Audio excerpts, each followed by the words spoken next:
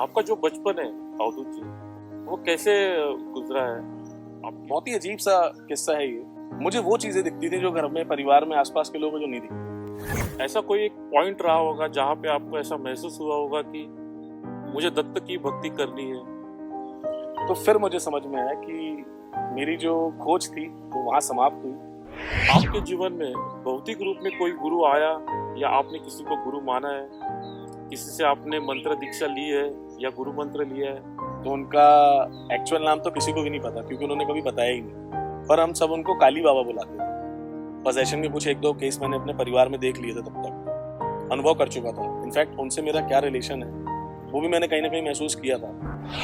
खुद को भक्त समझते हो, साधक समझते हो, या आप अपने आप को एक तांत्रिक समझते हो? तो ना मैं भक्त मान सकता हूँ खुद को, डर भी मुझे लगता है ऐसी बात नहीं कि मैं पूर्णतः निर्भीक हूँ। आपके आसपास के लोग, आपके बाकी घर के सदस्य आपके बातों के ऊपर इतना बिलीव नहीं करते थे जितने आपके पापा करते थे। किसी के पिता आज अच्छे और कल बुरे, ये या माता पिता के बारे में ऐसा सोचना मुझे लगता है ठीक नहीं है। तो कभी ऐसी कोशिश की है कि मैं आत्महत्या करूं या सुसाइड करूं? मैं किसी भी व्यक्ति को इग्नोर कर सकता हूँ, लेकिन मेरा प्रयास रहता है कि मैं उस व्यक्ति को इग्नोर ना करूं जो इस विषय में उलझ गया, जो ऐसी मानसिकता रखता है। या फिर आपने उनको या उन्होंने आपको पहले प्रपोज कब किया? या आपकी शादी आगे चल के कब हुई? या प्रकृति मुझ पर भी कहीं ना कहीं वो बंधन थोपेगी और वो बंधन में अवधूत मार्गी तो नहीं रह सकता।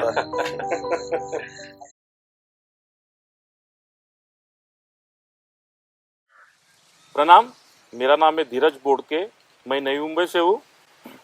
प्रणाम अवधूत जी। प्रणाम। आपका जो बचपन है अवधूत जी, वो कैसे गुजरा है? आपके फैमिली वाले या आपके आस पड़ोस वाले आपके बारे में, मतलब जैसे अभी आप हो, लोग जैसा आपको जानते हैं, तो क्या बचपन से आपके अंदर वो कुछ गुण थे जो आपको, आपकी जर्नी जो है आज यहाँ तक जो आई है, जो हम देख रहे हैं आपको यहाँ तक, तो ऐसे कुछ आपके अंदर बचपन में वो गुण दिख रहे थे लोगों को, जो जान रहे थे आपको कि ये बच्चा कुछ अलग है करके, ये कुछ अद्भुत है, या आप नॉर्मल बच्चों की तरह आपकी ज़िंदगी गुजरी है?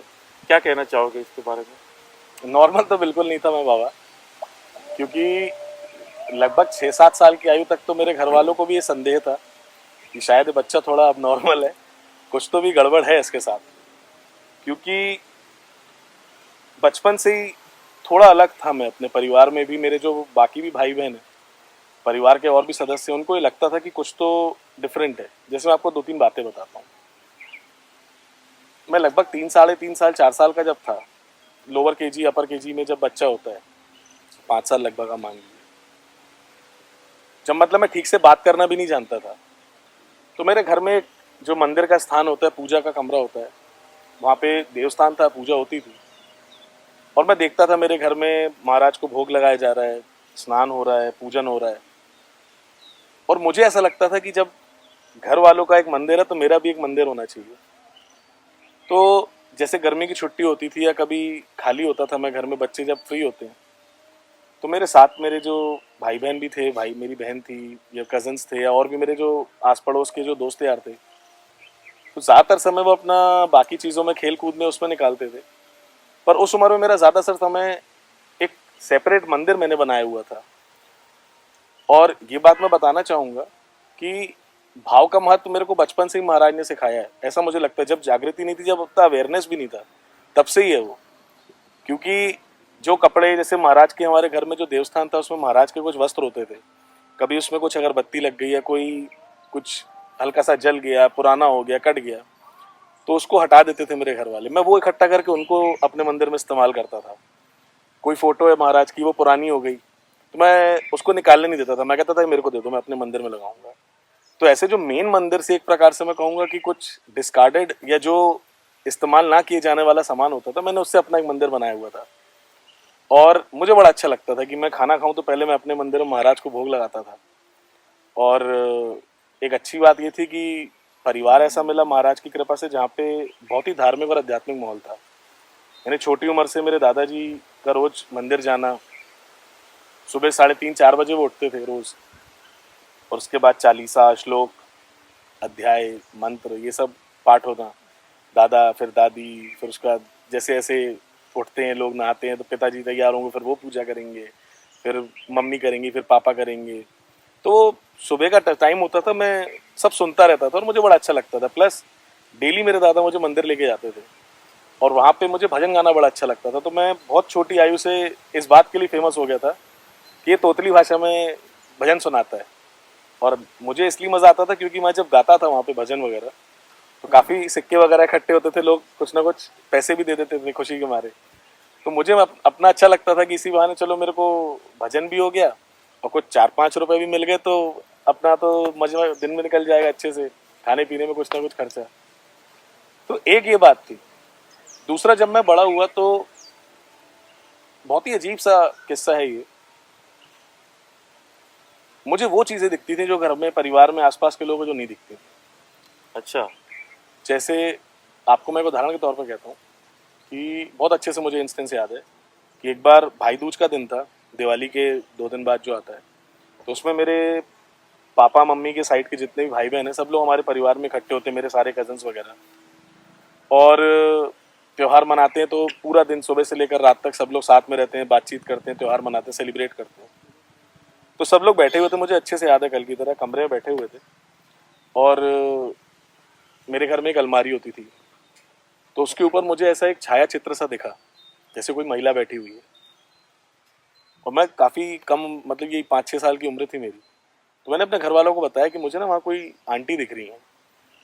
तो जैसा कि नॉर्मली उस उम्र में हर बच्चे के साथ होता है कि बच्चे कहीं ना कहीं अपना एक इमेजिनरी फ्रेंड या कुछ ऐसी बातें करते हैं कि मुझे ये दिख रहा है, मुझे दोस्त मेरा है या ऐसा। तो लोगों को लगता है कि बच्चे शायद अटेंशन गेन करने के लिए ये सब बातें कर रहे हैं, या बच्चों को कई बार अगर ध्यान ना दिया जाए तो ऐसी बातें करके कहीं ना कहीं कि हाँ उनसे हाँ। बात करो, उनसे पूछो। जी हाँ। तो बच्चे ऐसा करते हैं।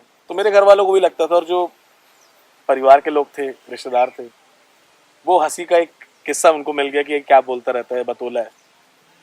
पर मेरे पिताजी को हमेशा से मुझ पर भरोसा था। वो हमेशा कहते थे कि नहीं, बच्चे हैं, बच्चे भगवान का स्वरूप होते हैं और हो सकता है कि इसको कुछ दिखता हो।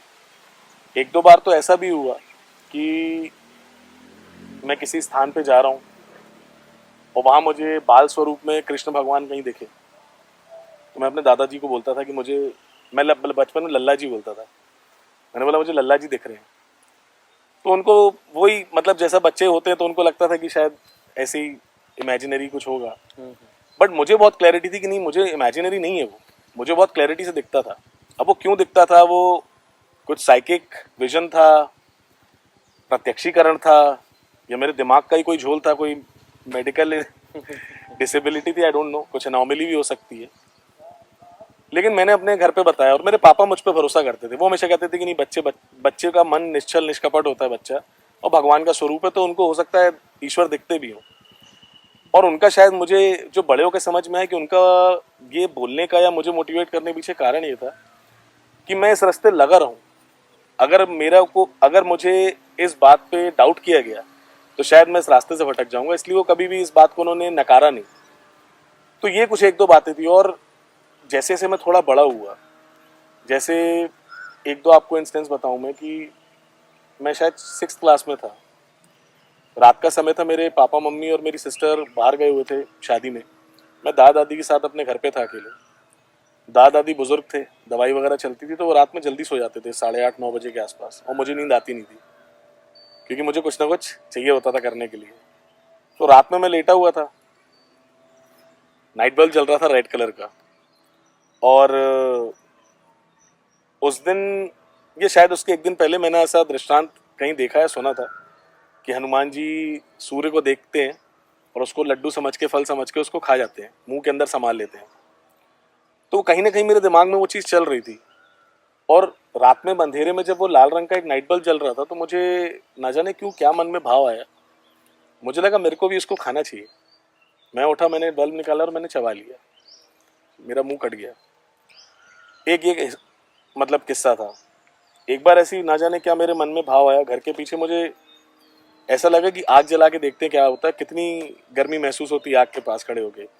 क्योंकि मैंने पहली बार जब अपनी लाइफ में एक चिता को जलते देखा था, तो मुझे ये महसूस करना था कि जब अग्नि के समीप व्यक्ति जाता है, जब अग्नि में जलता है, तो इतना ज्ञान तो नहीं था कि वो मृत व्यक्ति जो जल रहा है, हाँ, पर ये लगता था कि अग्नि में बैठ के तो पता है कि जल जाएगा हाथ, लेकिन कितने समीप से मैं अग्नि को बर्दाश्त कर सकता हूँ।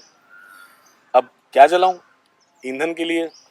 तो घर वालों ने कुछ मैले कब जो धुलने के लिए कपड़े रखे होते हैं वो रखे हुए थे, पता नहीं मन में क्या भाव आया, मैंने उसको आग लगा दी। घर में आग लग गई पीछे पूरे बरामदे में। तो ये कुछ ऐसे एक दो इंस्टेंस, जैसे एक बार मैंने मुझे फील करना था कि इलेक्ट्रिसिटी कैसे होती है, करंट कैसे लगता है। मेरी बहन को प्रेस से करंट लगा था, तो मुझे लगा मुझे तो पता ही नहीं करंट कैसे लगता है और मुझे अनुभव करना था। तो मैंने दो ऐसे वायर ली, उसके ऊपर इंसुलेशन नहीं था, निकाल के इंसुलेशन, और मैंने उसको सॉकेट में इंसर्ट कर दिया। और वो कुछ लक की बात थी कि माइनर सा झटका लगा तुरंत, कुछ तो भी उसमें जैसा हल्का सा स्पार्क टाइप का आया और वो मैंने छोड़ दिया। मतलब मुझे झटका महसूस हुआ, हल्का सा जल गया था, लेकिन बहुत तीव्र कोई ऐसा करंट वगैरह झटका नहीं लगा। तो ये कुछ दो तीन, और ये लगभग 3-4 साल के बीच में ये सब किस्से हुए। तो मेरे घर वालों को लगने लगा कि शायद मैं अब नॉर्मल हूँ, या परहैप्स मेंटली थोड़ा सा कुछ डिस्टरबेंस है। ओके। तो नॉर्मल तो बिल्कुल बचपना नहीं था मेरा, बिल्कुल। घर वाले भी ये मानते थे, मेरे स्कूल में भी ये मानते थे, क्योंकि मैं जितना मैंने अपने बारे में अच्छाइयाँ बताई उतना मैं उतनी ही बहुत था। मैं स्कूल में बहुत मस्ती करना, पेड़ में चढ़ जाना, ये करना वो करना, दोस्तों के साथ खेलना, लड़ाई झगड़ा, मतलब फुल ऑन एनर्जेटिक मेरा बचपन था। तो नॉर्मल कैटेगरी से तो बाहर ही बचपना था मेरा, ये मैं कहूँगा। दत्त महाराज के बारे में हमने काफ़ी आपके वीडियोस वगैरह देखे। आप उनकी साधनाओं के बारे में, उनके प्रति आपके अनुभव आपके काफ़ी गहरे रहे हुए। आप दत्त महाराज के बारे में कैसे उनसे जुड़े, आपकी जर्नी कैसे रही लाइफ की, उसके बारे में जानने के लिए आज हम यहाँ उपस्थित हुए हुए। तो सबसे पहले मेरा ये आपसे सवाल था कि आपका जुड़ाव दत्त महाराज के प्रति कब हुआ, या आपको उनकी अनुभूति कब हुई, या आपको ऐसा महसूस कब हुआ कि मुझे उनकी साधना करनी चाहिए या भक्ति करनी चाहिए? बाबा महाराज से जुड़ने का जहाँ तक सवाल है, तो जिस घर में मेरा जन्म हुआ वहाँ पहले ही दत्त महाराज की भक्ति होती थी, क्योंकि जिस घर में मेरा जन्म हुआ वो मानव संप्रदाय से जुड़े हुए मेरा परिवार पहले से है। तो दत्त के परिवार में ही जन्म हुआ। महाराज के बारे में पहले से थोड़ी बहुत जानकारी तो माता पिता दादा दादी के से मिली गई थी। उसका जैसे जैसे बड़े होते गए तो महाराज ने खुद ही अपने से जोड़ा, जितना नया जान सकते थे उतना जाना, जिज्ञासा होती थी बचपन में। और जो कवच श्लोक मंत्र सुनता था मैं अपने घर वालों से, मेरे पिताजी पूजा पाठ करते थे तो जो भी मंत्रोच्चारण वगैरह करते थे, तो एक रुचि होती थी कि उसका अर्थ क्या है, संस्कृत में है तो उसका हिंदी में मतलब क्या है, क्यों वो मंत्र का उच्चारण किया जाता है, उससे क्या लाभ होता है। तो ये सब विषय रहते थे। और बचपन में मैं जिज्ञासा की वजह से अपने पिता के साथ या अपने परिवार में और भी लोग जो थे, तो उनसे मेरा संवाद होता रहता था, महाराज को लेके, अध्यात्म को लेके, धर्म को लेके। और वहीं से एक बचपन से ही कुछ इंटरेस्ट था। तो जैसे जैसे बड़ा हुआ तो जो कुछ पढ़ने को मिला, जो कुछ सुनने को मिला, करते करते एक मोड़ आया जीवन में, जहाँ पे ऐसा लगा कि सिर्फ अब दत्त महाराज पे ही रिसर्च चलनी है, करनी है। और वहाँ से एक कारवां बन गया। स्टेप बाय स्टेप बहुत सारे अनुभव है, बहुत कुछ है जो महाराज ने दिया। अनेकानेक प्रकार से महाराज ने अपने बारे में बताया, अपने बारे में जानने का एक अवसर दिया, गुरुओं के माध्यम से, शास्त्रों के माध्यम से, किताब के माध्यम से, साधना के माध्यम से, आत्मबोध के माध्यम से। और उसके बाद फिर जो कुछ भी इकट्ठा हो पाया, जो कुछ भी समझ पाए अपनी सूक्ष्म बुद्धि में, तो उसके आधार पे एक रास्ता सामने दिखने लगा, एक रास्ता तैयार हो गया। और उस पर चलते चलते महाराज ने हाथ थाम के एक स्थान पे ऐसे लाके खड़ा कर दिया, जहाँ पे आज मैं ये कहता हूँ कि महाराज मेरे गुरु हैं और मैं उनका शिष्य हूँ। तो कुछ इस प्रकार से महाराज की अनुकंपा थी कि ऐसे घर में जन्म दिया जहाँ पे पैदा होते से ही उनका नाम स्मरण, उनका जप, उनके बारे में पता चल गया। और उस हिसाब से फिर मैं आगे जुड़ गया। ऐसा कोई एक पॉइंट रहा होगा जहाँ पे आपको ऐसा महसूस हुआ होगा कि मुझे दत्त की भक्ति करनी है? ऐसा कोई वाकया आप शेयर करना चाहोगे दर्शकों के साथ?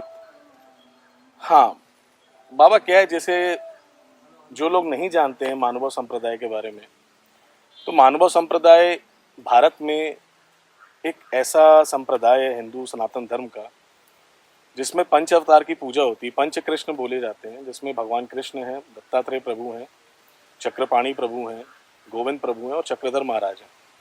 ये पंच परमेश्वर स्वरूप माने गए हैं, जो गुरु दत्तात्रेय से एक के बाद एक शिष्य परंपरा में, यानी गुरु दत्तात्रेय से उनके शिष्य, फिर उनके शिष्य, फिर उनके शिष्य, इस प्रकार ये पंच अवतार हैं जिनकी हम आराधना करते हैं, उपासना करते हैं। तो शुरुआत में मेरे घर का जो माहौल था, तो उसमें खास तौर पे मेरे पिताजी और जो मेरे दादा थे, मेरी दादी थी, उनका भगवान कृष्ण से बहुत ज़्यादा लगाव था। और प्राथमिक तौर पे जो एक हर परिवार में जो इष्ट देवता होते हैं, जो किसी भी घर के, किसी भी कुल के, जो एक प्राइमरी डीटी होती है, जिसमें हमारा सबसे ज़्यादा श्रद्धा होती है, जिसमें हम सबसे ज़्यादा विश्वास रखते हैं, ज़्यादा मानते ही हैं, हर घर में ऐसा रहता है लगभग, मुझे लगता है, तो वो भगवान कृष्ण थे। तो शुरुआती यात्रा जो थी मेरे जीवन की, उसमें मेरा ऐसा मानना है कि मैं अपने आप को वैष्णव रास्ते पे ज़्यादा मानता था चलने के लिए। और बचपन में जब तक घर में सीखता था, घर वालों से सीखता था, तब तक ज़्यादातर जो जानकारी थी वो महानुभाव संप्रदाय के जो शास्त्र हैं, जो गुरुजनों ने बातें बताई हैं, उसके आधार पे ही समझ में आई। फिर जब मन में एक जिज्ञासा उठी कि हमेशा से एक बात लगती थी कि मुझे सब कुछ समझना है, कहीं कोई रिस्ट्रिक्शन नहीं, कोई बंधन नहीं, कोई सीमा नहीं होनी चाहिए। और जैसा कि हम जानते ही हैं कि किसी भी संप्रदाय में, किसी भी धर्म में या किसी भी पथ पे आप चलते हो, तो कहीं ना कहीं कुछ सीमाएं होती हैं, कुछ एक रेखा होती है कि उसको आपको लांघना नहीं है। पर ना जाने क्यों महाराज की कोई प्रेरणा थी कि मुझे अपने संप्रदाय की भी कुछ सीमाओं को लांघने की इच्छा हुई। जैसे कि मैं बहुत ही आदर भाव के साथ और बहुत ही विनम्र भाव के साथ ये बात कह रहा हूँ कि जिस संप्रदाय में मेरा जन्म हुआ, वहाँ पे महाराज का सात्विक स्वरूप है, प्रतीति पंथ है, ये यहाँ पे भक्ति मार्ग ज़्यादातर है, तंत्र साधना उपासना ये महानुभाव संप्रदाय में नहीं था। लेकिन मेरे सामने जो विषय थे, क्योंकि जो हमारे दर्शक हैं वो जानते हैं कि जिस घर में मेरा जन्म हुआ वो एक ऐसे स्थान पे था जहाँ से शमशान भी पास में है, कब्रिस्तान भी पास में है, और बचपन से जो दृश्य देखने को मिले, जो घर के माहौल में चीज़ें थीं जिनको देख के मेरे मन में कुंठा उठती थी, कई प्रश्न उठते थे, तो उसके लिए मेरे को लगता था कि तंत्र साधना शायद एक वो उपाय है जिससे जो ये दृश्य मेरे सामने है, जो प्रश्न है, जो जिज्ञासा है, उसकी शांति हो सकती है। 12वीं क्लास तक जब मैं था तो अपने घर पे रहता था, माँ बाप के साथ रहता था जबलपुर में। उसके बाद जब पैर पसारे मैं दिल्ली आ गया, दिल्ली में रहने लग गया। उसके बाद फिर एनसीआर में, नोएडा में रहा कुछ दिन, अकेले रहा मैं कुछ साल, 1.5 साल, 2 साल।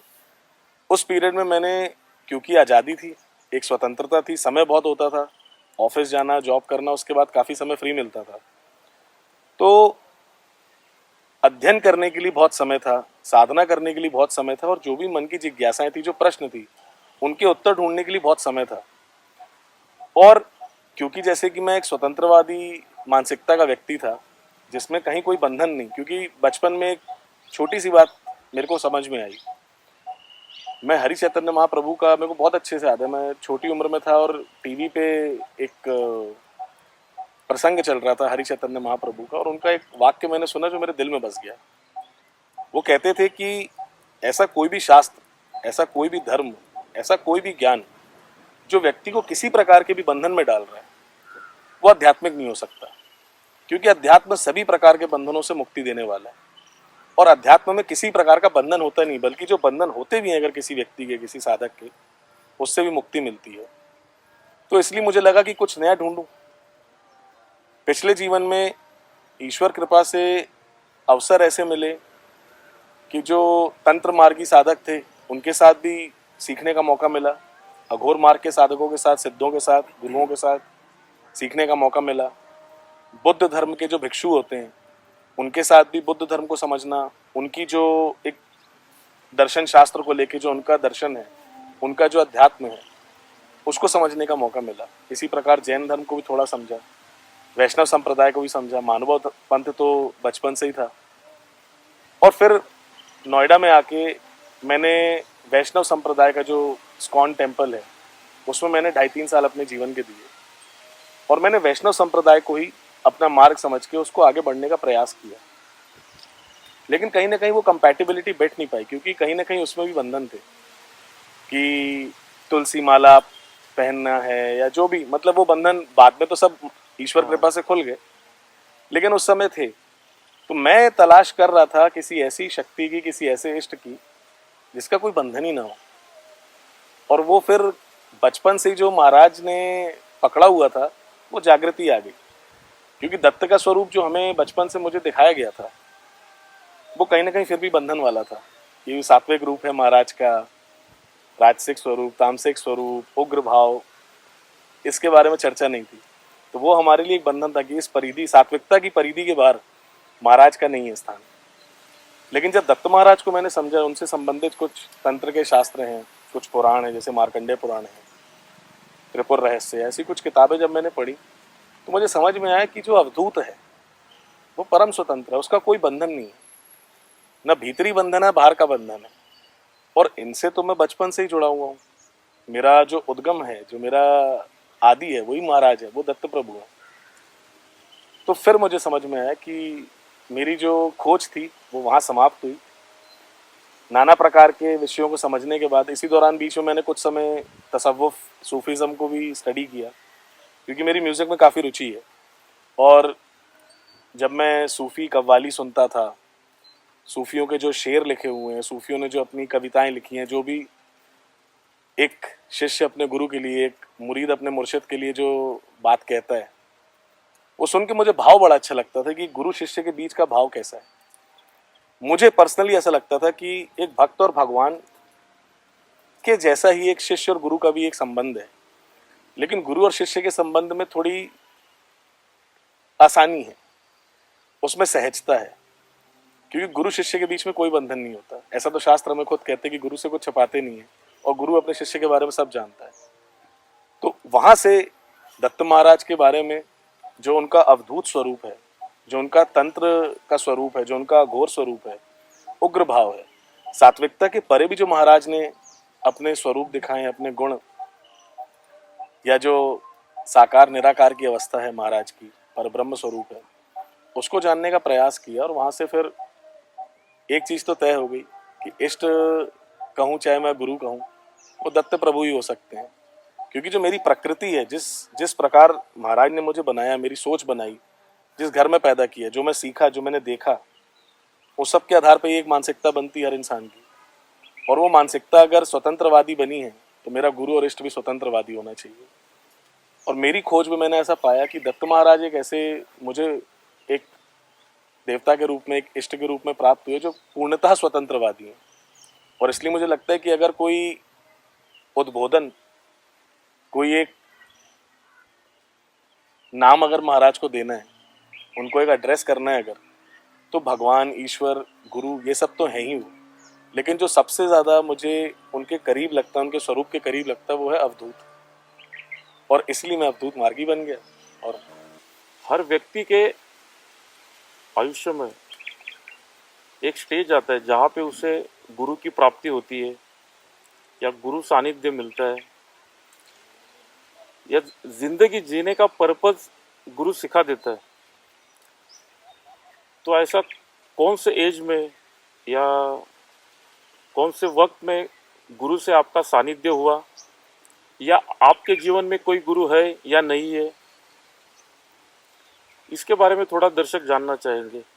क्योंकि आप हमेशा हमने आपके वीडियोस देखे, उसमें कहा है कि गुरु तो एक ही है, जो परमपिता परमेश्वर आदि गुरु दत्तात्रेय महाराज, वो तो गुरु है ही, लेकिन आपके जीवन में भौतिक रूप में कोई गुरु आया, या आपने किसी को गुरु माना है, किसी से आपने मंत्र दीक्षा ली है या गुरु मंत्र लिया है, ओवरऑल ऐसा कुछ हुआ है कि आपके लाइफ में कि जो गुरु के बारे में आप कुछ बताना चाहेंगे, प्लीज। ठीक बात है बाबा, मतलब गुरु तो सबके साथ है। और ये मैं नहीं कह रहा हूँ, अवधूत गीता में दत्त महाराज स्वयं बोलते हैं कि हर मनुष्य के भीतर जो अंतरात्मा है वही सबका गुरु है। और जो ज्ञान हमें अंतरात्मा से प्रकट होता है, जिसे आत्मबोध, इनर कॉलिंग या अनेकानेक नाम से आप जानते हैं, तो गुरु का गाइडेंस तो वही है। ये बात अलग है कि किसी किसी के जीवन में सशरीर एक गुरु होते हैं, इंसानी रूप में गुरु मिल जाते हैं, वो आपको सिखाते हैं, दीक्षा देते हैं। दीक्षित गुरु हो चाहे नहीं भी हो, पर अगर कुछ सीख रहे हैं आप तो वो गुरु हैं। तो पहली बात तो ठीक है कि दत्त महाराज परब्रह्म स्वरूप है हम सबके भीतर, आत्मरूपी महाराज, ज्ञान के सागर, वही गुरु तो वही है और सबके साथ है। कोई भी गुरु के बिना इस दुनिया में नहीं है। लेकिन जहाँ तक एक भौतिक रूप में सशरीर गुरु की बात है, तो दीक्षा तो मैंने किसी से ली नहीं, मतलब मेरे दीक्षा गुरु तो कोई नहीं है। पर ये ज़रूर है कि महाराज अपने ही सानिध्य में किसी ना किसी को भेजते रहे सिखाने के लिए। और ऐसे ना जाने कितने गुरुजन हुए हैं जिन्होंने मुझे सिखाया, जिनके साथ मेरा समय व्यतीत हुआ, नई नई बातें जानने को मिली। पर इन सबके मध्य में जो सबसे ज़्यादा मेरे जीवन पर जिनका प्रभाव रहा, वो एक अघोरी संत थे। उनका नाम तो हम में से किसी को भी नहीं पता, मतलब जो भी लोग उनको जानते हैं, मेरे साथ हम लोग जब उनसे मिलने जाते थे तो उनका एक्चुअल नाम तो किसी को भी नहीं पता, क्योंकि उन्होंने कभी बताया ही नहीं। पर हम सब उनको काली बाबा बुलाते थे। और लगभग 2010-11 के बीच में वो मेरे जीवन में आए। मेरे को बहुत अच्छे से याद है, मैंने 10th स्टैंडर्ड जब क्लियर करी, 10वीं परीक्षा में पास हो गया, तो हर बच्चे के सामने एक प्रश्न होता है कि अब आगे क्या सब्जेक्ट लेना है। क्योंकि जैसा आप सब्जेक्ट लोगे उसके अकॉर्डिंग आप आगे अपनी पढ़ाई करेंगे और उसी के अकॉर्डिंग आपका करियर बनेगा। और मैं बहुत ही हम्बल बैकग्राउंड से, मतलब आर्थिक रूप से बहुत मजबूत परिस्थितियां मेरे घर की थी नहीं, और एक लौता बेटा होने के नाते एक जिम्मेदारी थी कि जो भी स्थिति है घर की, उसकी जिम्मेदारी मेरी है, उसे ठीक करना है। दादा दादी हैं, माता पिता हैं, बहन है, बड़ी बहन है, घर का सब कुछ देखना है। तो कुछ ना कुछ ऐसा करना है जिससे जीवन में जो भी अभाव है, ये जो भी परेशानी है, जो भी पीड़ा है, उसको अगर मैं अपनी तरफ से ऐसा कुछ करूं कि उससे ठीक हो जाए। तो कहीं ना कहीं वो एक प्रेशर था, एक दबाव था। और उसमें उस समय में मैंने अपने ऊपर सबसे ज़्यादा प्रेशर शायद उस उम्र में मैंने पहली बार महसूस किया। क्योंकि मैं, अब जब इतनी बात हो रही तो मैं आपको एक दो पर्सनल बातें बताता हूँ कि उस समय तक बाबा मेरे जीवन में, मैं एक अच्छा एथलीट भी था, वेट लिफ्टिंग करता था, मैं पावर लिफ्टिंग करता था, नेशनल गोल्ड मेडलिस्ट में एक गोल्ड मेडल ला चुका था, और स्टेट डिस्ट्रिक्ट लेवल पे भी मैं काफ़ी अच्छा परफॉर्म कर चुका था। पढ़ाई में भी मैं अच्छा था, मैं आईसीएससी में पढ़ता था और मतलब मैं टॉप 3 रैंक में होता था, अच्छा मेरा परफॉर्मेंस था। और इसके अलावा भी बाकी जो कॉम्पिटिटिव एग्जाम्स वगैरह होते थे उसमें भी मेरा अच्छा परफॉर्मेंस होता था, नेशनल इंटरनेशनल लेवल पे। पर बाधा ये थी कि सब्जेक्ट मुझे वो लेना था जिसमें खर्चा पढ़ाई में कम हो। जो हायर स्टडीज़ हैं उसमें बहुत ज़्यादा खर्चा मेरे परिवार वहन नहीं कर सकता था, अफोर्ड नहीं कर सकते थे वो। तो उसको ध्यान में रखूं, खर्चे को ध्यान में रखूं, अपना भविष्य ध्यान में रखूं, आगे पढ़ाई करूं नहीं करूं, 10वीं के बाद कुछ नौकरी करूं, कुछ ऐसा करूं कि मेरी परिवार को आर्थिक रूप से कुछ मदद हो जाए, फाइनेंशियल सपोर्ट हो जाए। तो करूं क्या, क्या करूं? छोटी उम्र थी, ज़रूरत भी नहीं थी, ऐसा कभी कभी लगता भी था कि 10वीं तो पास करी, अभी इतनी जिम्मेदारी फील करने की क्या ज़रूरत है। पर वो प्राकृतिक था, वो सहज भाव था। मतलब जीवन में सबके ही मुझे लगता है परेशानियां होती हैं, किसी किसी को ऐसा लगता है कि वो उसकी जिम्मेदारी है कि वो उसे ठीक करे, किसी किसी को ज़रूरी नहीं कि वो लगे।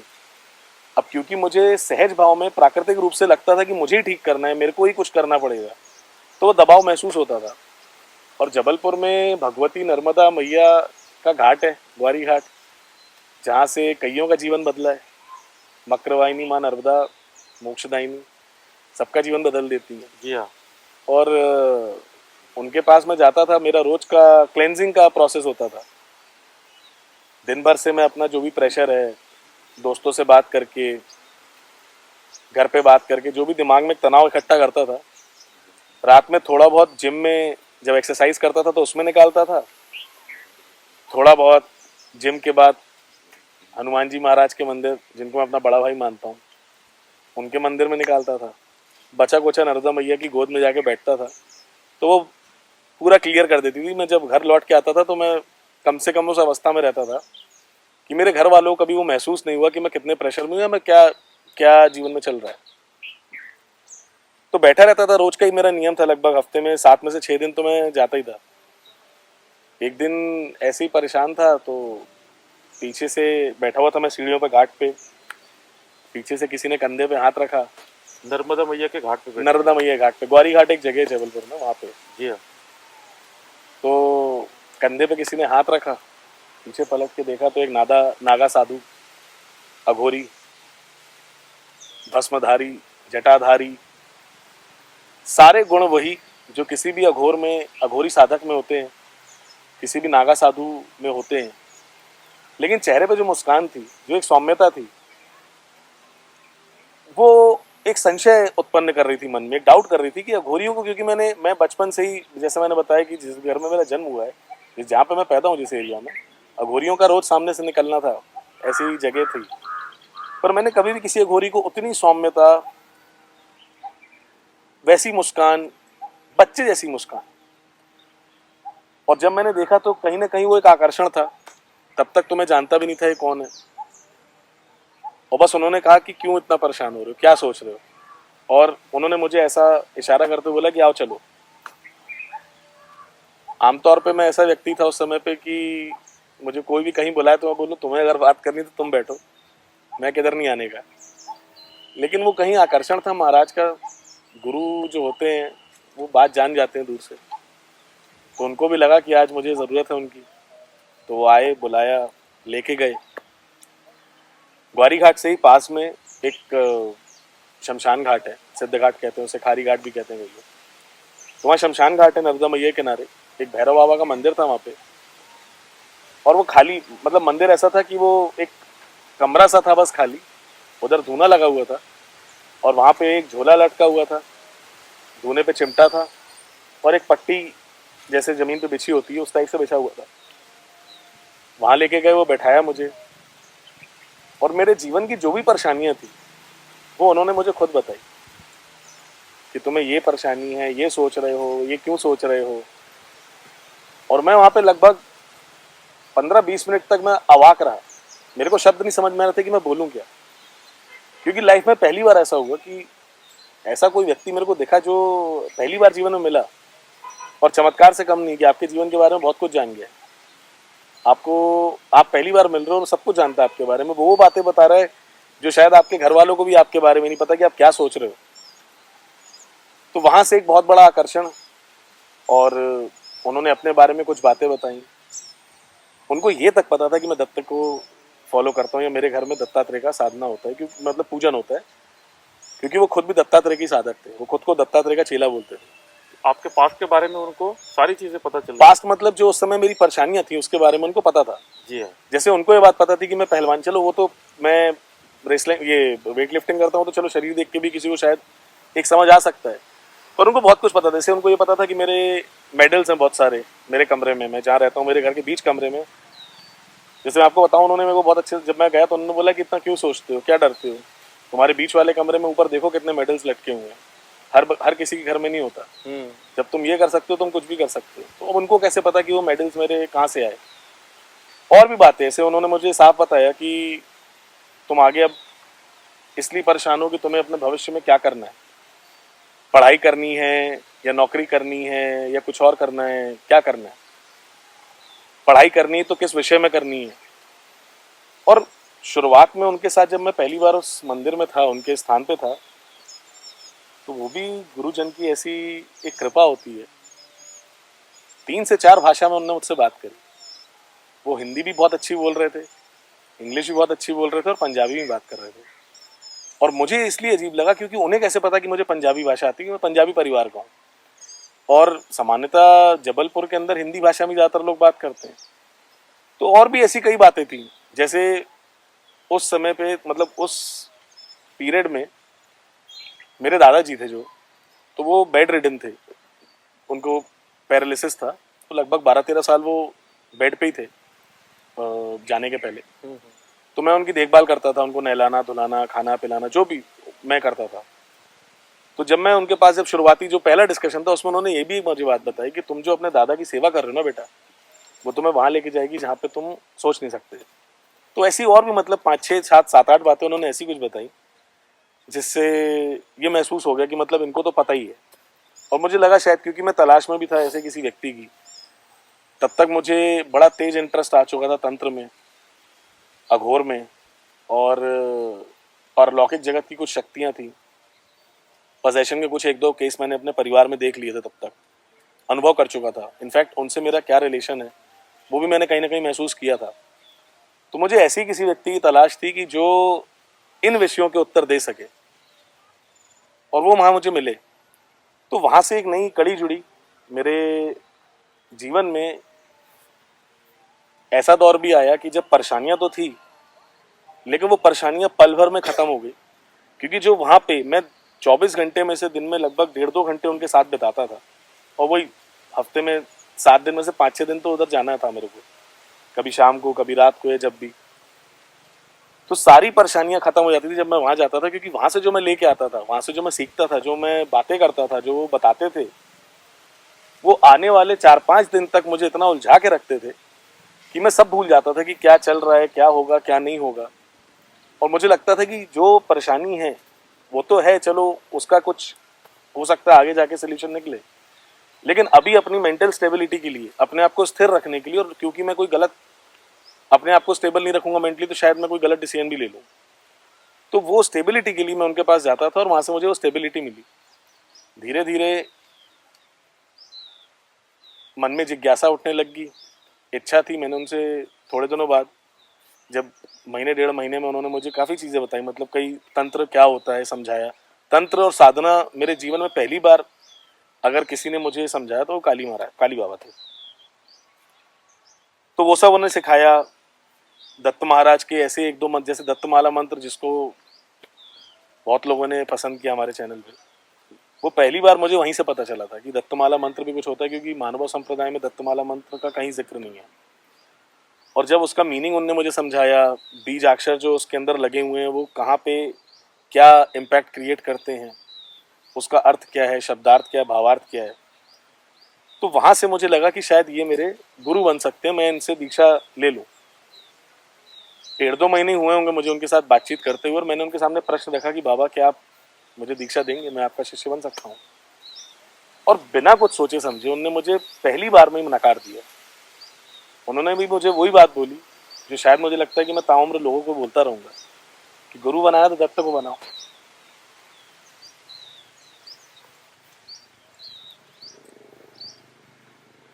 उनका जिक्र करके आप काफ़ी भावुक लग रहे हो। पानी पीना चाहेंगे आप? थोड़ा रेस्ट ले ले।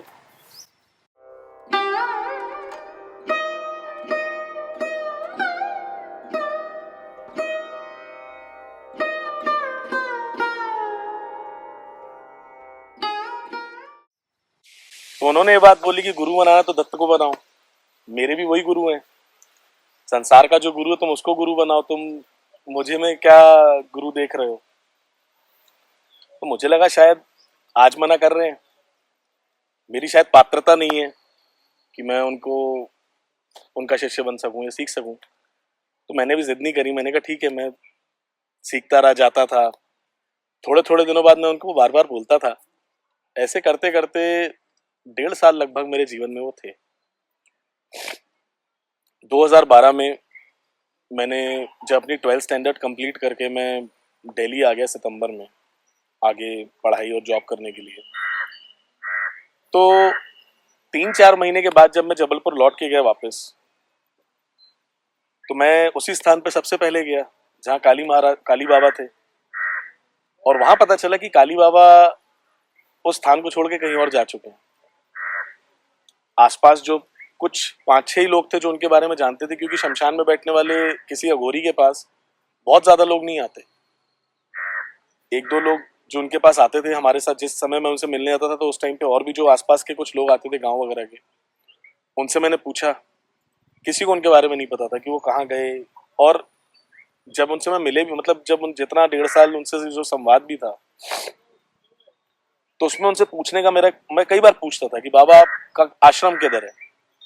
तो वो बोलते थे कि मेरा कोई आश्रम नहीं है, वो एक ऐसे साधक थे जो भ्रमण पे ही थे, जैसे कोई दत्त का चेला करता भी है। और जहां उनको मन लग जाता था, जहां उनको स्थान मिल जाता था, वहां वो जितना समय उनको ठीक लगता था उतने समय रुकते थे। और उसके बाद जब उनका मन भर जाता था तो वो आगे निकल जाते थे अपनी यात्रा पे। कहाँ से आए थे ये भी नहीं पता, कहाँ गए वो भी नहीं पता। आज 11-12 साल हो गए हैं। और मैं अभी भी जाता हूँ उनके स्थान पे, मंदिर है वहाँ पे अभी भी, भैरव बाबा का मंदिर है, शमशान भी है, सब कुछ है, बट वहाँ पे अभी भी काली बाबा के बारे में लोगों को नहीं जानकारी है। तो उनके सानिध्य में रह के शमशान को समझा, शमशान की क्रियाओं को समझा, सात्विकता के साथ साथ तामसिकता, सौम्यता के साथ साथ जो रुद्र भाव है, जो उग्र भाव है, उसमें भी कैसे साधना होती है। और जो मेरा इंटेंशन था कि मुझे सब कुछ सीखना है, मैं 360 डिग्री, मैं कंप्लीट अंडरस्टैंडिंग स्पिरिचुअलिटी की, तंत्र की, दत्त महाराज के बारे में जो चाहता था, वो वहां से मुझे प्राप्त हुई। और उन्होंने बैठा के साधनाएं कराई, सिखाई, टेक्निक्स बताई। और कभी अगर हम जाते थे, मैं जैसे जाता था, मेरे एक दो दोस्त भी थे जो उनके पास कभी जाते थे, तो वो अगर किसी प्रक्रिया में लगे होते थे, कोई साधना कर रहे हैं, कोई ध्यान कर रहे हैं, कोई हवन कर रहे हैं, कोई पूजन कर रहे हैं, तो अगर हम उनसे कोई भी प्रश्न करते थे कि बाबा आप ऐसे क्यों बैठे हो, ये मुद्रा क्यों बनाई है, या आप इस समय पे ये पूजा क्यों कर रहे हो, तो वो हर चीज का एक साइंटिफिक रीजन देते थे। वो क्रिया, जो भी प्रक्रिया वो कर रहे हैं, जो भी साधना है, ध्यान है, उससे उनके जीवन में, उनके शरीर पे क्या प्रभाव है, कैसे वो उनके जीवन को प्रभावित करता है, या कैसे भी किसी साधक को जो साधना है वो कैसे प्रभावित करती है, उसके लिए जो एक लॉजिकल और एक साइंटिफिक अप्रोच जो किसी भी धर्मांधता के परे है। क्योंकि कई बार ऐसा भी होता है कि हम बहुत कुछ करते हैं, हम भक्ति करते हैं, हम आराधना करते हैं, हम श्रृंगार करते हैं प्रभु का, हम ध्यान करते हैं, मंत्र जाप है, साधना है, लेकिन हमें पता नहीं कि उससे क्या हो क्या रहा है, पीछे का मैकेनिज्म क्या है। और वो जब वो समझाते थे तो वहां से एक बात निश्चित हो गई कि जीवन में जो प्रक्रिया समझ में नहीं आ रही, उसे तब तक करना है जब तक वो समझ में ना आ जाए। ओके। तब तक नहीं छोड़ना है किसी भी साधना को, किसी भी मंत्र को, चाहे वो ईश्वर का स्वरूप का श्रृंगार हो, भोग लगाना हो, हवन हो, या कोई बहुत ही बड़ी किसी प्रकार का कोई प्रचंड अनुष्ठान भी है, अगर तंत्र का कोई अनुष्ठान भी है, तो वो तब तक नहीं छोड़ना है जब तक उसके पीछे का साइंस समझ में ना आ जाए, अनुभूति ना हो जाए। ये उनसे मैंने बहुत जरूरी, मतलब जो सबसे अहम बात उन्होंने सिखाई वो ये थी। और दूसरी अहम बात जिनके पद चिन्हों पे मैं चलता हूं, वो ये थी कि वो साफ बोलते थे कि मैं भी जो तुम्हें ज्ञान बता रहा हूं, जो मैं तुम्हें बातें बता रहा हूं, ये भी तुम्हारे लिए तब तक फायदा नहीं करेंगी जब तक तुम इसको आत्मसात करके अनुभव प्राप्त ना करो। अनुभव ही सिद्ध है, अनुभव ही परम है। भौतिक रूप से देखा जाए तो व्यक्ति को मस्तिष्क में जो जिज्ञासाएं उत्पन्न होती हैं, शांति प्राप्त करने के लिए व्यक्ति को भौतिक अनुभव चाहिए। और भौतिक अनुभव से व्यक्ति को रास्ते में आगे बढ़ने के लिए एक मोटिवेशन मिलता है, एक इंस्पिरेशन मिलता है। और आगे जाके एक वो भी अवस्था आती है जहां पे आप अपने अनुभव के भी परे चले जाते हैं। तो वो जो अनुभव को आधार बना के अपने रास्ते पे, अध्यात्म का जो भी रास्ता आपने चुना है, आप ध्यानी हो, साधक हो, मांत्रिक हो, तांत्रिक हो, भक्त हो, जिस जिस भी रास्ते पे आप चल रहे हो, अनुभव को आधार बना के अगर व्यक्ति चले तो उसमें भटकने के, संशय होने के, बंधन लगने के चांस कम हो जाते हैं। ये उन्होंने मुझे सिखाया। तो इसलिए मैं काली बाबा को, सभी गुरु महान है और गुरुओं में कोई श्रेणी नहीं होती, लेकिन जो सबसे ज्यादा जिस गुरु ने, जिस स्वरूप ने, जिस देव ने, जिस शक्ति ने मुझे प्रभावित किया, वो काली बाबा थे।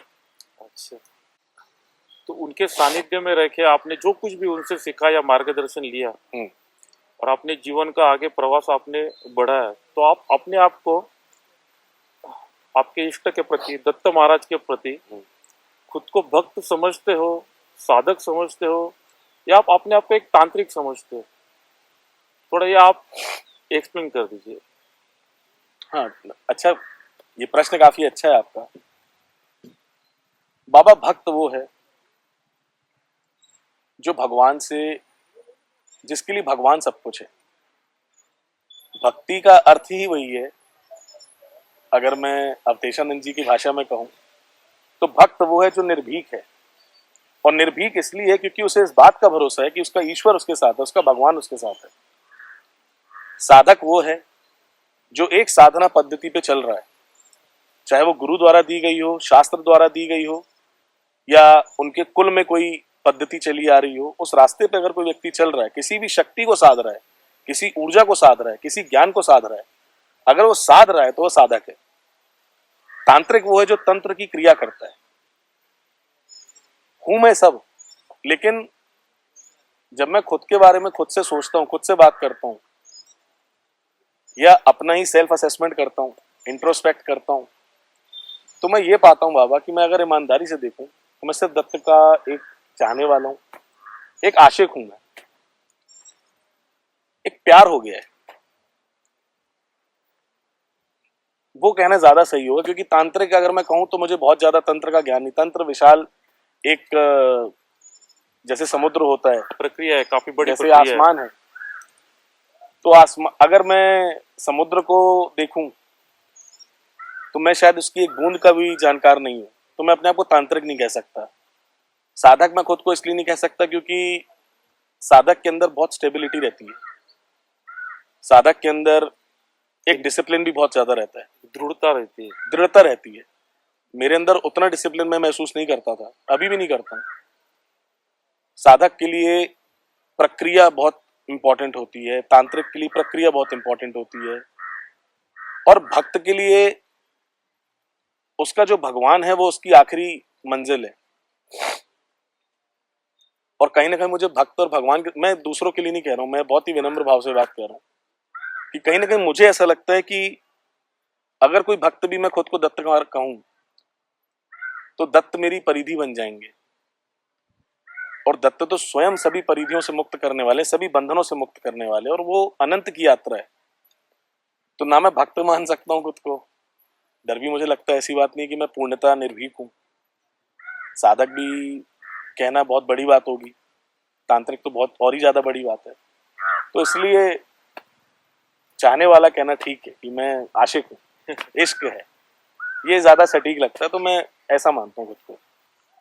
चलिए, अगला मेरा क्वेश्चन है, आपने आपके पिताजी के बारे में कुछ बातें कही थी, जैसे कि आपके आसपास के लोग, आपके बाकी घर के सदस्य आपके बातों के ऊपर इतना बिलीव नहीं करते थे जितने आपके पापा करते थे। तो आपके पापा के प्रति आपके मन में एज के अनुसार जो देखने का नजरिया था, जो पर्सपेक्टिव था, वो चेंज हुआ, या जैसे आपने उनको बचपन में जिस नजरिए से देखा था, जो भाव आपके उनके प्रति थे, वही भाव आज है आपके, या उनके बारे में कुछ ऐसी बातें आप बताना चाहेंगे कि जिनसे आपके जीवन में ऐसा कुछ परिवर्तन हुआ कि जो आपको दत्तात्रेय के भक्ति के मार्ग पे या उनसे जुड़ने के लिए कारगर रहा, उनके बारे में थोड़ा दर्शकों को बताइए। हाँ, देखिए क्या है बाबा, बहुत छोटी उम्र से मुझे मेरे पिता ने ये बात सिखाई है। जैसे मेरे दादा दादी थे, वो उनके माता पिता थे, तो मेरे पिताजी की बचपन में एक आदत थी कि वो रात को जब सब काम से फ्री हो जाते थे तो शास्त्र अध्ययन करते थे। कभी श्रीमद् भागवतम पढ़ना, कभी गीता जी पढ़ना, या कभी कोई पुस्तक कहीं से कोई किसी गुरुजन की मिली, किसी का कोई दृष्टांत उन्होंने पढ़ा, तो वो मुझे या तो पढ़ के सुनाते थे, मतलब पढ़ते होते थे तो वो बोल के पढ़ते थे तो मैं सुनता था, या फिर वो मुझे अगले दिन या कभी ना कभी जो भी उन्होंने ज्ञान अर्जन किया, जो भी उन्होंने सुना, वो मुझे सुनाते थे, और उसका जो भी एक जिस्ट निकल रहा है, जो उसका निचोड़ है, वो हमेशा समझाते थे, मुझे भी, मेरी सिस्टर को भी।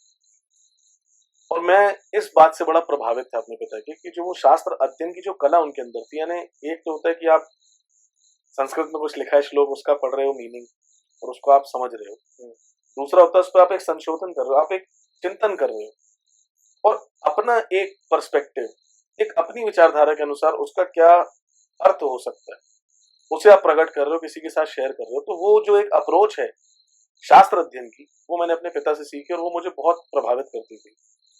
और माता पिता चाहे किसी के कैसे भी हो सकता है कि आपके माता पिता आपको लगता हो कि वो अच्छे नहीं हैं, आपके साथ गलत व्यवहार करते हैं, या आपको ज्यादा सपोर्ट नहीं करते, आपके भाई बहन को, या जो भी नकारात्मक आप सोच सकते हैं, मैं मान सकता हूँ कि अपवाद होते हैं समाज में, और जरूरी नहीं कि सारे माँ बाप या सारे ही माता पिता वैसा व्यवहार करें अपने बच्चों के साथ जैसा कि मेरे माता पिता ने किया हो, या जो अच्छा अनुभव होता है वैसा सबके साथ हो। लेकिन फिर भी मनुष्य के जीवन में वो जो कुछ भी है, कुछ भी उसकी अगर पहचान है, कोई भी आइडेंटिटी है, वो जो भी कर रहा है, जो सोच भी रहा है, जिसके अकॉर्डिंग वो ये निर्धारित कर रहा है कि माँ बाप मेरे ऐसे हैं या वैसे हैं, सही है या गलत है, या वो अभी थोड़े अच्छे हैं, कल ज्यादा अच्छे हो गए, परसों बहुत ज्यादा अच्छे हो गए, और उसके बाद 4 दिन बाद फिर बहुत बुरे हो गए। जो भी आपकी विचारधारा है, वो विचारधारा बन ही इसलिए क्योंकि तुम अस्तित्व में हो, और अस्तित्व में इसलिए क्योंकि तुम्हारे माता पिता है। अगर माता पिता ही नहीं तो तुम्हारा क्या अस्तित्व है? और इसलिए माता पिता का तो व्यक्ति बचपन से ऋणी है।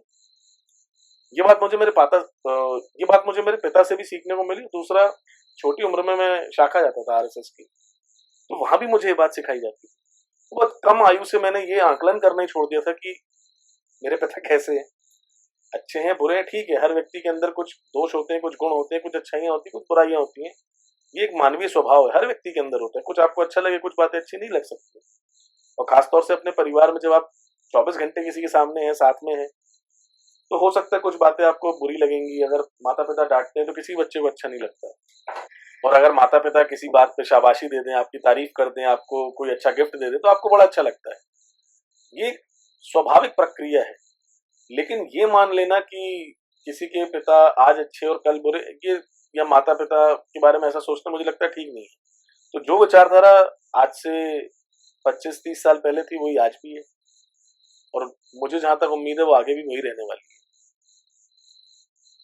दत्त महाराज से जुड़ने के लिए सबसे बड़ी बात जो मेरे पिताजी से मुझे प्राप्त हुई वो ये थी कि उन्होंने मुझे जीवन में कभी इसलिए बाध्य नहीं किया कि मैं जिस संप्रदाय में पैदा हुआ हूँ उसी की विचारधारा के साथ जीवन जीऊं। उन्होंने मुझे अवसर दिया, मुझे बल्कि प्रेरित किया कि मैं अपने ढंग से अपना आध्यात्मिक रास्ता चुनूं। उन्हें बस इस बात का एक विश्वास था, चाहे मैं तंत्र मार्गी था, मतलब जब मैंने शुरुआती जीवन में, जो मैंने आपको काली बाबा का दृष्टांत बताया, शमशान वगैरह जाना, साधना करना, इसमें इंटरेस्ट होना, ये सब उस समय तो मैं नहीं बताता था, क्योंकि ऑब्वियस सी बात है कि मेरी उम्र ऐसी थी कि उसमें घर वाले डरते भी, घबराते भी, और शायद मुझे अलाउ नहीं करते, तो फिर मैं वो सब नहीं सीख पाता। लेकिन हाँ, मैंने बहुत ही जल्द, कुछ ही समय के बाद मैंने उनको ये सारी बातें बताई, और उन्होंने कभी इसमें अवरोध उत्पन्न नहीं करा। उन्होंने मुझे वो आजादी दी, वो स्वतंत्रता दी कि मैं अपने हिसाब से जो भी मुझे साधन मिल रहे हैं उनको साध के, उनको समझ के अपना आध्यात्मिक रास्ता चुन सकूं, अपना मार्ग खुद ही ढूंढ सकूं और उस पर चल सकूं। और ये सबसे बड़ा उनका आशीर्वाद है, उनका योगदान है मेरे जीवन में। और अगर मैं किसी भी वीडियो में या किसी भी व्यक्ति ने अगर मुझे कभी भी गीता के किसी श्लोक को बोलते हुए सुना है, तो उसका एकमात्र कारण मेरे पिता है, क्योंकि प्रतिदिन वो ना जाने कितने श्लोकों का स्वाध्याय करते थे, उनका वाचन करते थे, पूजा में बोलते थे, और जब बोलते थे तो वाचिक प्रक्रिया थी उनकी, तो सुनने को मिलता था, याद हो गया। जिनके अर्थ पता थे तो, जिनके अर्थ नहीं पता थे तो वो उनसे पूछता था, तो जानने का मौका मिला। जब कुछ श्लोक सुने तो गीता जी के बारे में पता चला, एक जिज्ञासा हुई तो एक शास्त्र पढ़ने का मौका मिला। तो जो भी पढ़ा हुआ ज्ञान है, जो शास्त्र अध्ययन है, वो अगर कहीं भी मैंने कुछ किया तो वो मेरे पिता के कारण है। ऐसे तो मैं जो कुछ भी कर रहा हूँ सब कुछ ही मेरे पिता के कारण है, क्योंकि मैंने पहले जैसा बताया कि अस्तित्व में होने का कारण ही माता पिता है। लेकिन अगर इतनी गहराई पे ना भी सोचा जाए तो कम से कम ये जो सारे आधार बिंदु हैं, अगर आपको मेरी किसी भी व्यक्ति को अगर ऐसा लगता हो कि जो भी मैं आध्यात्मिक विषयों पे अपना विचार रखता हूँ या शास्त्रों के ऊपर जो भी मेरा विचार रहता है, अगर वो स्वतंत्र विचार में आपके साथ साझा कर रहा हूँ, आप तक प्रकट कर रहा हूँ, तो उसका पूर्ण रूपेण योगदान मेरे माता पिता को जाता है, क्योंकि उन्होंने कभी बाध्य नहीं किया। उन्होंने मुझे वो अवसर दिया, आजादी दी कि मैं अपने संप्रदाय से बाहर जाके भी, जो की बात समाज को या शायद मेरे घर में भी काफी लोगों को शायद पसंद ना आती, लेकिन उसकी परवाह किए बिना उन्होंने मुझे अवसर दिया कि मैं जाऊं, एक्सप्लोर करूं, ढूंढूं।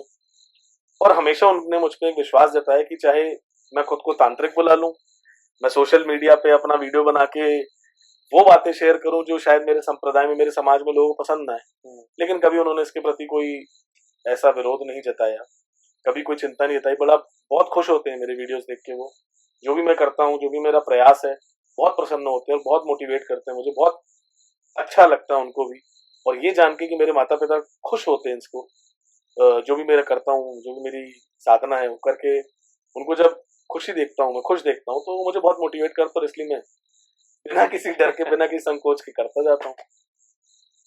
अगला सवाल मैं आपको जो पूछना चाहता हूँ वो काफी पर्सनल हो जाएगा, लेकिन दर्शक भी कुछ ऐसे सवाल भी जानना चाहते हैं जो मोस्टली हर जगह पे किसी को नहीं पूछे जाते।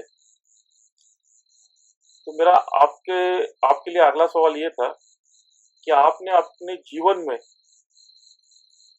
कभी ऐसा एक क्षण आया है या आपने कभी ऐसी कोशिश की है कि मैं आत्महत्या करूं या सुसाइड करूं? नहीं, जरूरी प्रश्न है बाबा। देखिए, पर्सनल तो ठीक बात है आपकी कि ये काफी निजी प्रश्न है, लेकिन ये बहुत जरूरी है, क्योंकि मैं दिल से चाहता हूं कि अगर ऐसा कोई भी समाज का व्यक्ति है जो खुद को खत्म करने का सोच रहा है, आत्महत्या करने का सोच रहा है, तो उस तक मेरी आवाज जाए, मेरी बात जाए। मैं ये तो नहीं कह सकता कि मैं सबसे कठिन जीवन जी के यहाँ तक आया हूँ या जी रहा हूँ। मैं ये भी नहीं कह सकता कि मेरे जीवन में ऐसे इंसिडेंसेस हुए, ऐसी कुछ घटनाएं हुई जिसकी वजह से मैंने अपने आप को खत्म करने के बारे में सोचा। लेकिन हाँ, मुझे लगता है सामान्य तौर पे कोई भी व्यक्ति जब प्रेशर में होता है, जब प्रतिकूल परिस्थितियां होती हैं, आप जो भी सोचो उसके उल्टा ही अगर आपके साथ होने लगे, आप सब कुछ ठीक करने की कोशिश करो, सब कुछ अच्छा करने की कोशिश करो कि बिना किसी गलती के आप अपना जीवन जियो, और फिर भी आपके साथ कुछ ठीक ना हो, या एक साधक के दृष्टिकोण से देखा जाए तो अगर आप किसी भी प्रकार से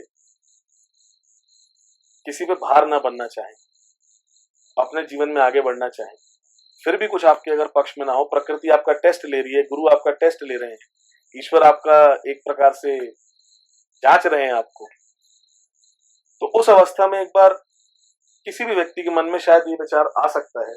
मेरे मन में भी आया है जीवन में, ऐसी बात नहीं है।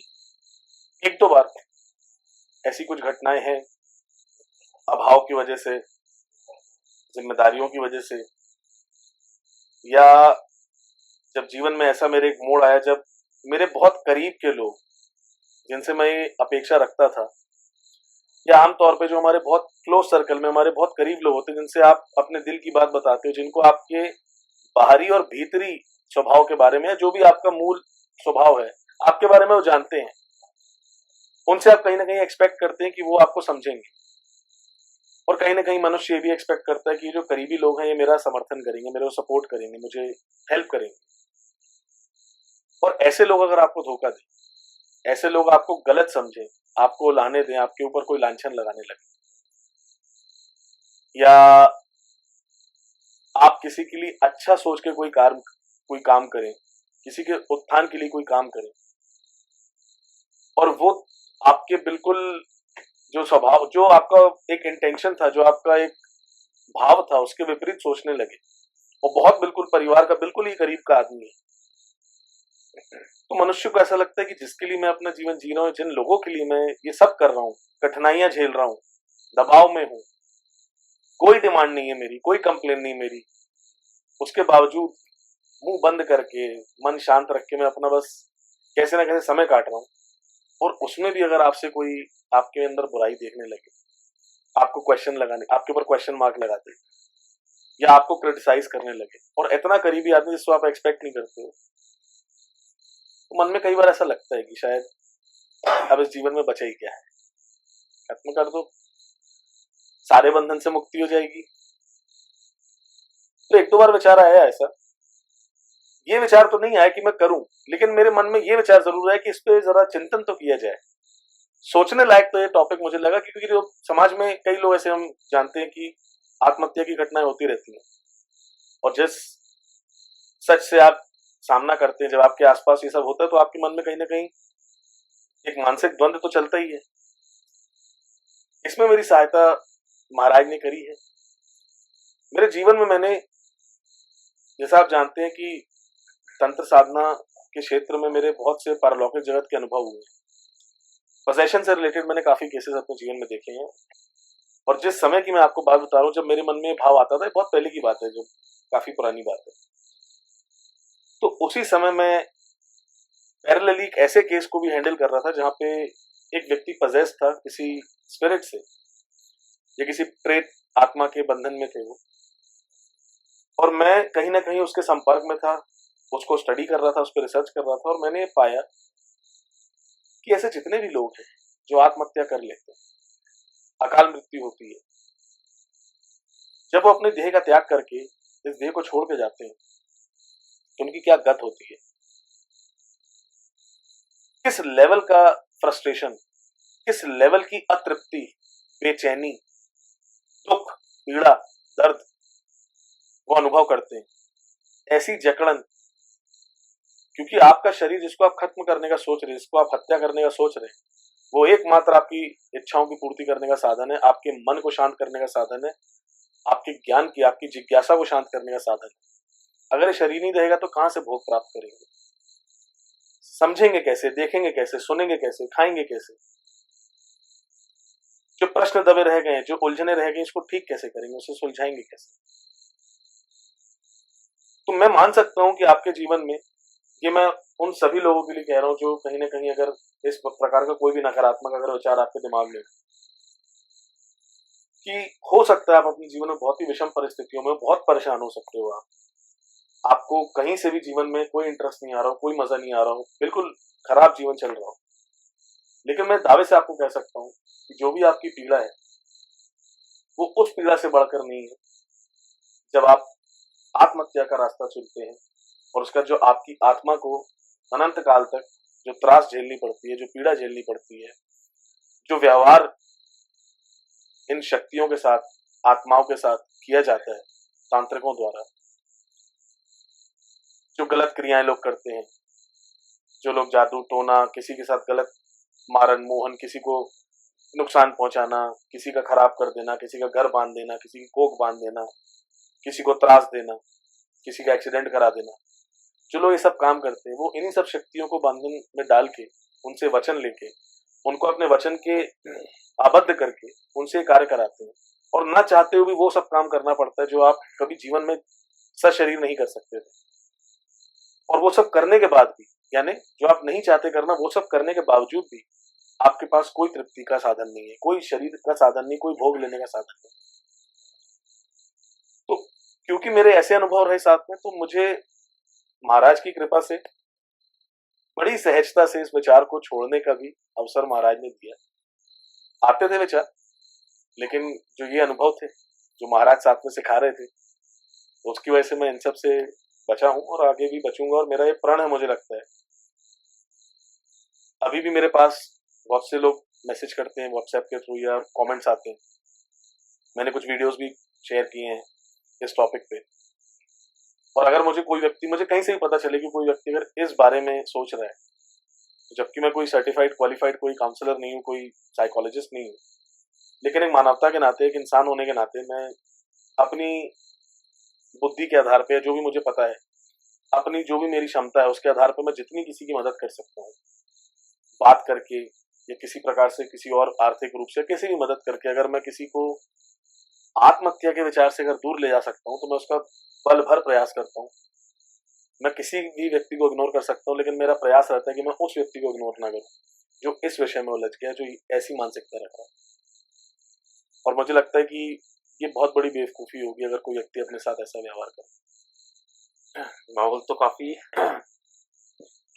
थोड़ा सा सीरियस हो गए। तो मैं, जैसे आपसे मेरी बातें हुई थी बैक स्टेज कि आपकी लव मैरिज हुई है, तो एक हाँ। माहौल थोड़ा हल्का फुल्का करते हैं। आपकी जो पत्नी है जी सृष्टि जी, जी। उनके साथ आपकी पहली मुलाकात कब हुई? हम्म। अ, या फिर आपने उनको या उन्होंने आपको पहले प्रपोज कब किया, या आपकी शादी आगे चल के कब हुई, या उसके अंदर भी कुछ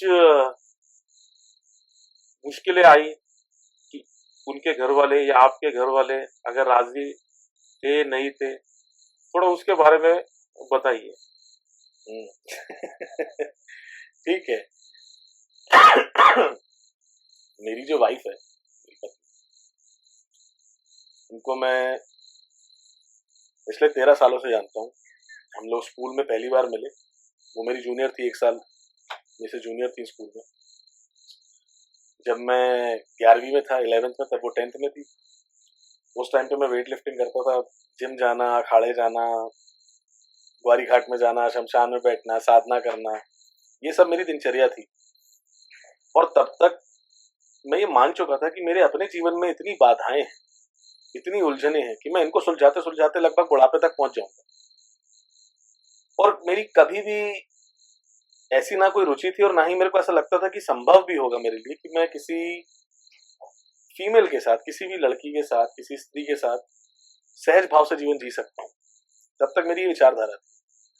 और इसको मैं कोइंसिडेंस कह सकता हूँ, इत्तेफाक कह सकता हूँ कि जिस स्कूल में पढ़ता था वहां पे हमारी पूरी क्लास में एक ही लड़की थी, बाकी सब लड़के थे।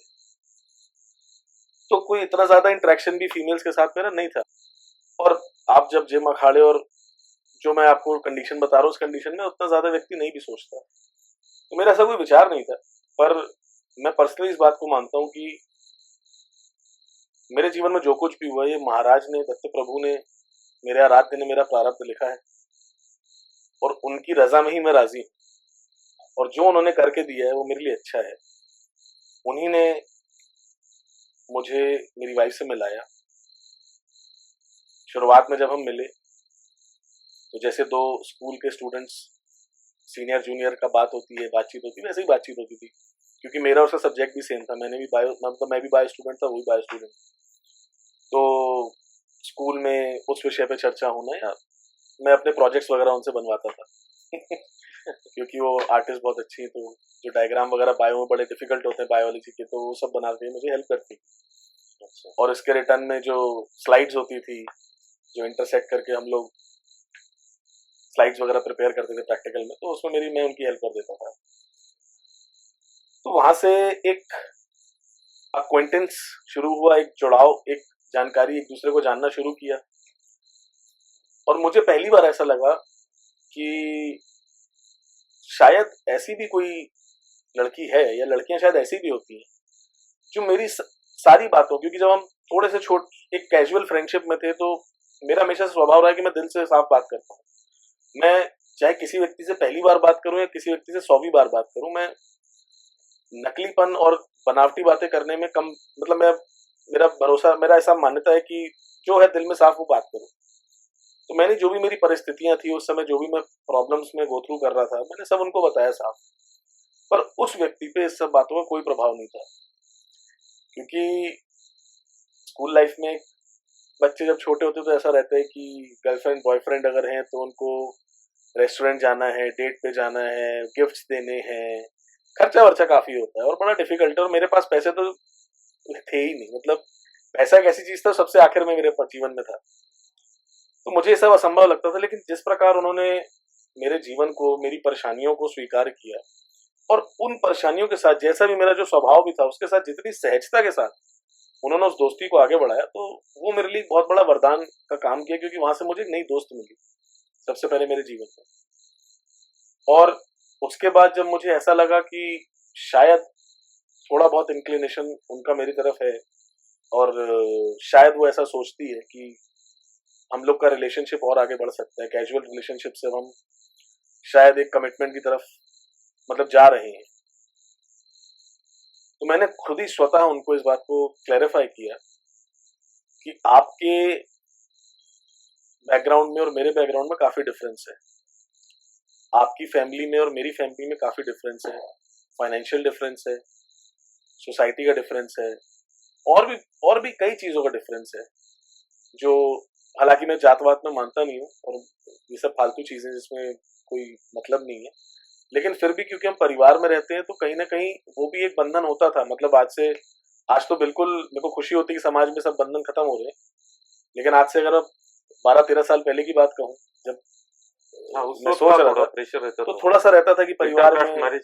इंटरकास्ट मैरिज को लेके पता नहीं माँ बाप क्या कहेंगे या उनके माता पिता इस बारे में क्या सोचेंगे। क्योंकि मेरा बहुत ही क्लैरिटी थी बचपन से कि मुझे लड़की के साथ अगर कोई रिले मतलब मैं तो सोचता भी नहीं था, लेकिन जब सोचना भी शुरू किया कि क्या अगर इस बारे में सोचा जा सकता है, तो मेरा बहुत क्लियर थॉट था कि अगर मैं रहूंगा तो मैं शादी ही मतलब जीवन को आगे ही देखना है।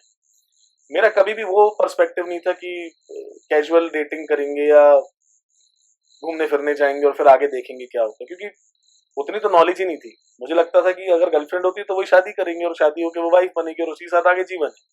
बहुत ही बेसिक लेवल पे अंडरस्टैंडिंग थी, इतना मैं कभी खुद को सोच ही नहीं पाया था। और जब मैंने वो सारी बातें उनको बताई जो डिफरेंसेस थे हर लेवल पे, वो सारी बातें रखने के बाद भी मैंने अनुभव किया कि उन सारे डिफरेंसेस को वो स्वीकार कर रही है और किसी भी प्रकार की परिस्थिति में उसने मुझे ये विश्वास दिलाया कि वो मेरे साथ है। कोई अगर इन डिफरेंसेस को देखेगा भी तो उसको हम मना सकते हैं। अगर उनके परिवार में कोई कहीं मतभेद होता भी है तो वो उसको हैंडल करेगी। मेरे परिवार में अगर कुछ होगा तो मैं उसको देखूंगा। और कहीं ना कहीं एक भरोसा मुझे दिलाया गया कि ऐसा नहीं है कि ये सब जो डिफरेंसेस हैं ये हमारे बीच में एक दीवार खड़ी कर सकते हैं या इसकी वजह से हम आगे अपने रिश्ते को नहीं बढ़ा सकते। और इस भरोसे के साथ हम लोग ने अपना कमिटमेंट जो था रिलेशनशिप उसको हम लोग ने आगे बढ़ाया। 2011-12 से मैं उनको जानता हूँ। 2011 में प्रिसाइजली जब वो मेरे स्कूल में, और 2012 में उन्होंने ये प्रस्ताव रखा कि क्या आप मेरे बॉयफ्रेंड बनना चाहेंगे। मतलब उन्होंने आपको पहले प्रपोज हाँ किया? हाँ, क्योंकि मेरे में तो कहीं कभी इतना साहस ही नहीं था। मुझे मुझे पता भी नहीं था कि प्रपोज कैसे करते हैं, मतलब क्या तरीका है उसका, क्या करूं कैसे करूं, गुलाब खरीदना है कि कोई कार्ड खरीदना है। ना कभी पैसे थे, ना कभी मैं ऐसी जगहों पे गया जहाँ पे ये सब मिलता है। मेरे दोस्त जो साथ के लोग थे वो सब करते थे, लेकिन मेरा स्वभाव थोड़ा अलग था तो मैं कभी इन सब विषयों में उतना एक्टिव नहीं था। मतलब तो मुझे उतना जानकारी आज भी नहीं है, खास जानकारी। तो उन्होंने वो प्रस्ताव रखा, उन्होंने प्रपोज किया और मैंने सिर्फ ये सोच के हाँ कह दी कि अभी तक तो मुझे अच्छा लग रहा है। मतलब मैं सिर्फ ये चाहता था कि ये रिश्ता आगे बढ़ना चाहिए, चाहे वो दोस्त कह लो या गर्लफ्रेंड कह लो। मैं उस बात को अगर ठुकरा दूं, उस प्रस्ताव को ठुकरा दूं, तो जो व्यक्ति अपनी सारी विचारधाराओं को भी छोड़ के, अपने बैकग्राउंड से, अपनी कंफर्ट लेवल से छोड़ के, सब कुछ त्याग करके अगर मेरे स्तर पे आने का सोच रहा है, मेरा समर्थन करने का सोच रहा है, मेरे साथ खड़े होने का सोच रहा है और मुझे विश्वास दिला रहा है कि चाहे कुछ भी हो हम साथ रहेंगे, तो मुझे उस विश्वास का सम्मान करना चाहिए। मुझे उस व्यक्ति का जो ये विचार है, जो शुद्ध प्रेम है, उसका मुझे सम्मान करना चाहिए। और भविष्य की चिंता ना करते हुए मैंने महाराज को एक दिल की बात कही कि मुझे नहीं पता कि भविष्य में क्या होगा, हम साथ में रहेंगे नहीं रहेंगे, बट मैंने सिर्फ दत्त प्रभु को सिर्फ ये कहा कि आखिर जो भी हो बाबा, चाहे ये रिश्ता किसी सफलता की ओर बढ़े चाहे असफल हो, इसमें बस हम दोनों का और हमारे परिवार का किसी प्रकार से कोई नुकसान ना हो, जो भी हो वो ठीक ठाक हो जाए। और ऐसा महाराज को बोल के मैंने हाँ कर दी। और उसके बाद जैसा कोई भी कपल में किसी भी लड़का लड़की के बीच में जो एक रिलेशनशिप रहता है वो हम लोग के बीच में रहा, एक लंबे समय तक रहा। इसके बीच में हम लोग लंबे समय तक काफी डिस्टेंट थे। वो अलग शहर में, मैं अलग शहर में, वो होम टाउन में, मैं इधर आ गया था। फिर साथ में भी हम लोग ने जॉब के लिए आपको दिल्ली गुड़गांव वगैरह आना पड़ा। मैं एनसीआर में, दिल्ली एनसीआर में आ गया था। तो कभी उस वक्त ऐसा फील नहीं हुआ कि माइंडसेट कुछ चेंज हो जाए सिटी में आने के बाद? माइंडसेट इसलिए चेंज नहीं हुआ बाबा क्योंकि कुछ और, अगर आप इस बारे में पूछ रहे हैं कि कुछ नया कुछ और, वो तब आता है आपके मन में जब आप अतृप्त हो। अगर आपको जो चाहिए, जैसा आपने, अगर कोई संगी, पहली बात तो आपने किसी पार्टनर के बारे में सोचा नहीं था, और अगर आप सोचने भी लग गए हो तो जैसा आप सोचते थे वैसा ही आपको पार्टनर मिल गया, तो फिर क्या ढूंढेगा इंसान।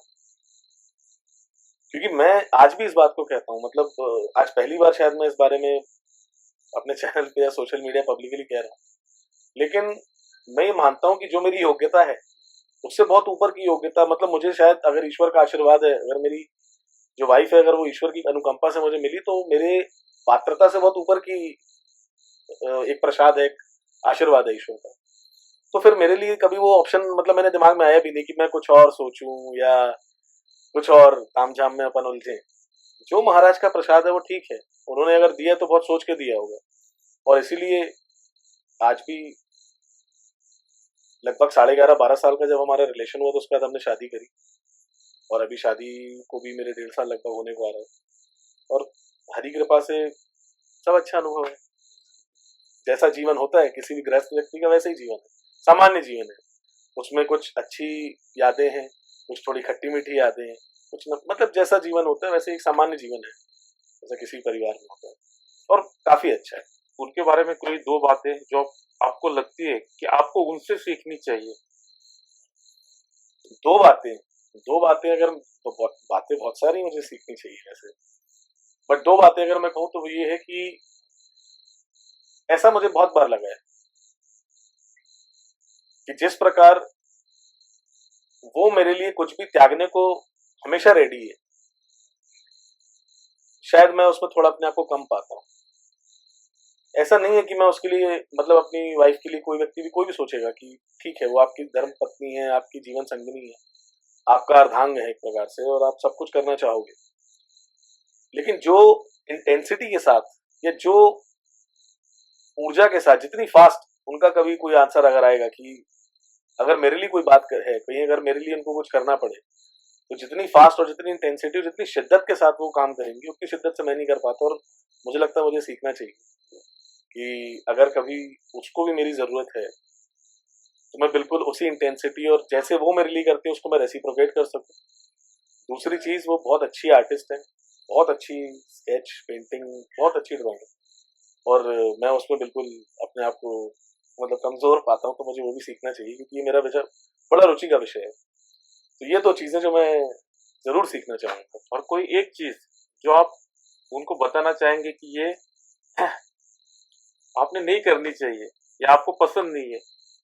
नहीं बाबा, ये तो मैं किसी को भी बंधन, मैं किसी, मेरा स्वभाव ही वो है, किसी को भी क्या करना चाहिए और क्या नहीं करना चाहिए मेरा काम नहीं बताना। अगर मैं किसी को ये बता दूं कि आपको क्या नहीं करना है, क्या करना है वो बताना फिर भी मुझे ठीक लगता है, लेकिन अगर किसी को मैं ये बताऊं, किसी को भी, चाहे वो कोई मेरा परिवार का सदस्य हो, समाज का व्यक्ति हो, या कहीं भी कैसा भी कोई भी व्यक्ति हो, मैं उसको किसी बंधन में नहीं डालना चाहता कि तुम ये नहीं करो। मैं कौन होता हूं? कोई व्यक्ति क्या करे क्या नहीं करे उसका स्वतः का एक स्वतंत्र जीवन अगर मैं अपने लिए चाहता हूं, अगर मैं चाहता हूं कि मैं स्वतंत्रता के साथ अपने जीवन के सारे डिसीजन ले सकूं, और भले ही मैं गलत डिसीजन ले सकता हूं, भले मैं सही लूं गलत लूं, लेकिन जो भी लूं स्वतंत्रता के साथ लूं ताकि मैं उससे सीख सकूं। अगर मैं कुछ गलत भी करूंगा तो मैं सीखूंगा, और अगर मैं अपने लिए ऐसा सोचता हूं तो मैं उनके लिए भी सोचता हूं कि अगर वो कुछ गलत भी कर रही है, अगर हो सकता है, क्योंकि अगर मैं हर बात उनको बताने लगूं कि, या कोई भी एक बात भी अगर मैं कहूं कि आपको ये नहीं करना चाहिए, तो मुझे ऐसा लगता है कहीं ना कहीं मेरे अंदर ये भाव है कि मैं ज्यादा जानता हूं और वो नहीं जानता। और ऐसा मैं अपनी पत्नी के लिए, किसी के लिए भी नहीं सोचना चाहूंगा, क्योंकि ऐसा नहीं है कि मैं सब कुछ जानता हूँ। हो सकता है कि पर्सपेक्टिव अलग हो, मैं जिस दृष्टिकोण से किसी चीज को देख रहा हूँ मुझे लगता है कि शायद उनको नहीं करना चाहिए, लेकिन अगर मैं उनके दृष्टिकोण से देखूं तो उनको करना चाहिए। तो ऐसी अहम बात तो कुछ भी नहीं है कि जो मैं चाहूंगा कि वो नहीं करे, लेकिन हाँ घर परिवार में छोटी मोटी बातें कई बार होता है कि ये अरे रहने दो या वो मत करो, बहुत बेसिक लेवल की बातें, बट ऐसा कुछ भी अहम नहीं है जो मैं उनको या किसी को भी कहना चाहूंगा कि मत करो, क्योंकि वो अगर मैं उन पर कोई बंधन लगाऊं तो प्रकृति मुझ पर भी कहीं ना कहीं वो बंधन थोपेगी, और वो बंधन में अवधूत मार्गी तो नहीं रह सकता।